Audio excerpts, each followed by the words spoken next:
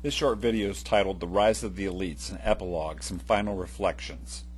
In a society where the absolutes that are given are arbitrary, it's the lack of the rooted moral belief system that is the cultural contradiction of the society and its deepest challenge to its survival. In other words, when the absolutes that are given to society are rooted in nothing, they are merely arbitrary or random. And when they're arbitrary or random, there's no foundation on which to build. And Francis Schaeffer concluded this: it all comes down to our worldview and how we think. Well, in regards to the state of culture and society, Schaeffer articulated that the decline of commitment to objective truth in the various institutions of society is, in the final analysis, not because of a conspiracy, but because the church has forsaken its duty to be the salt and light of culture. Schaeffer's central premise is, when a society values the teachings of Jesus and the Ten Commandments, they provide an absolute by which we can conduct our lives and by which we can judge society. It leads to freedom without chaos.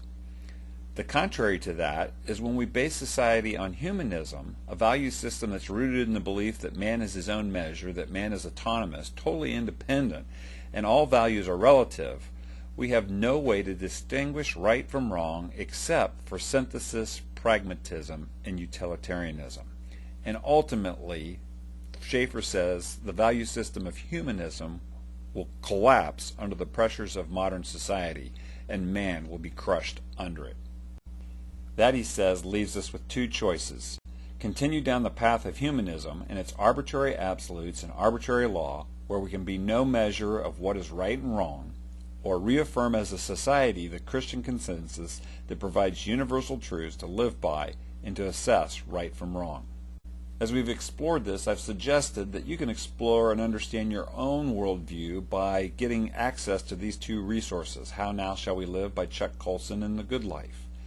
I've also suggested that if you'd like to grow in your faith in a non-threatening way, you might try the 21-day faith experiment or secure the book A Case for Faith. And then lastly, during this series, I let you know at the beginning that the video series we've put together, The Rise of the Elites, is solely based on episode 10 of Final Choices, a 30-minute film installment that's a part of a larger film installment that you can purchase via DVD or watch on. This is U.S. Civics Training. Thanks for listening.